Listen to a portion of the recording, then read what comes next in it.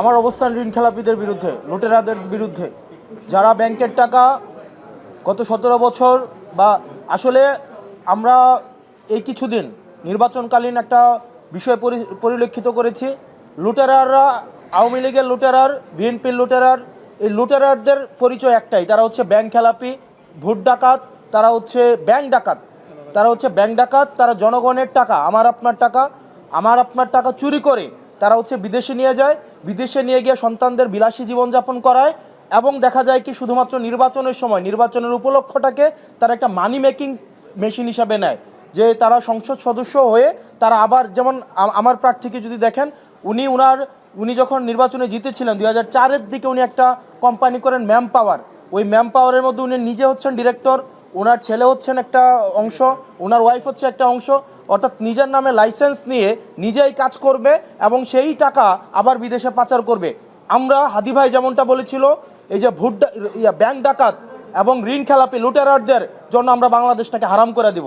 তারা শুধুমাত্র নির্বাচনের সময় তারা মূলত হচ্ছে তারা বিদেশি নাগরিক, অনেকে আছে বিদেশি নাগরিক, শুধু নির্বাচনের সময় দেশে আসে সুসময়ের পাখি হিসেবে, যদি উত্তর দক্ষিণ হয় তারা আবার বিদেশে চলে যায়। ঠিক একইভাবে এই নির্বাচনটা এই ব্যাংক ডাকাতরা শুধুমাত্র তারা এটাকে নেয় শুধুমাত্র একটা মানি মেকিং একটা প্রজেক্ট হিসাবে।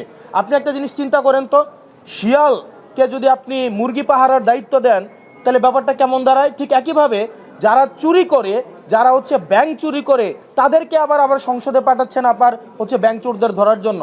ব্যাংক চোরদেরকে সংসদে পাঠিয়ে কখনোই ব্যাংক চোর ধরা যাবে না। আপনি আমার প্রার্থীর যে বিষয়টি, উনি হচ্ছেন ওনার যে লোন, এটা হচ্ছে রাইট অফ লোন, কোনো পার্শিয়াল পেমেন্টে কখনোই হচ্ছে সেটা পরিশোধ হয় না। উনি একটা ব্যাংকের সাথে এগ্রিমেন্টে গিয়েছেন এবং সেটা হচ্ছে একটা ফ্রুটফুল এগ্রিমেন্ট। এই ফ্রুটফুল এগ্রিমেন্টে সেটা ওনার সিআইবি থেকে ক্লিয়ারেন্স হয় না।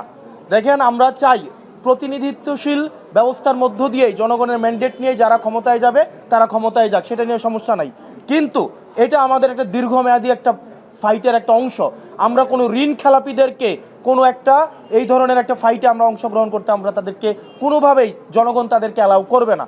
এই ঋণ খেলাপিদেরকে আমাদের জনগণ প্রত্যাখ্যান করেছে 5ই আগস্টের মধ্য দিয়ে, পরবর্তীতে নির্বাচন কমিশন প্রত্যাখ্যান করেছে, আপিলেট ডিভিশন প্রত্যাখ্যান করেছে, আজকে হাইকোর্ট প্রত্যাখ্যান করেছে। তারা যে কোনো প্রক্রিয়া, আমরা আবার দেখেছি 2100 কোটি, 1700 কোটি, 254 কোটি নিয়ে অনেকে হচ্ছে বিভিন্ন ব্যাকডোর মেকানিজমের মধ্য দিয়ে নির্বাচনে আসছে। ঠিক একইভাবে তাদেরকে 12ই ফেব্রুয়ারি আবার জনগণ চূড়ান্তভাবে তাদেরকে প্রত্যাখ্যান করবে ইনশাআল্লাহ। আপনি যে মাঠ পর্যায়ে কাজ করছেন, আপনি তো মাঠে গিয়েছেন, তাই না? শোনেন, এখানে কেউ, আপনি কি চান বেআইনিভাবে কেউ নির্বাচন অংশগ্রহণ করুক? বেআইনিভাবে আইন বহির্ভূতভাবে কেউ নির্বাচনে অংশগ্রহণ করাকে আমরা যেভাবে এন্টারটেইন করি না।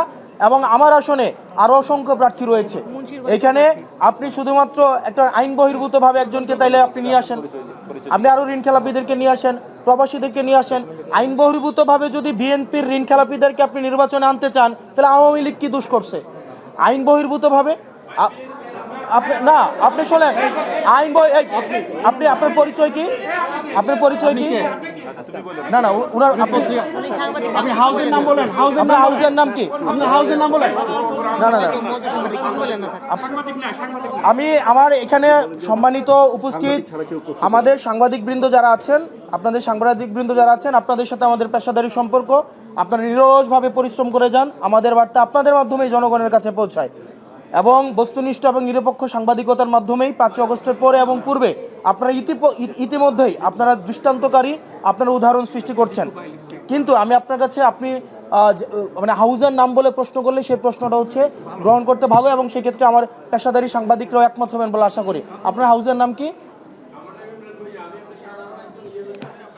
ওকে ভাই, এখানে প্রেস ব্রিফিং হচ্ছে, এটা প্রেস ব্রিফিং করবেন না, এটা প্রেস ব্রিফিং, এটা হচ্ছে প্রেস ব্রিফিং এটা। ওকে।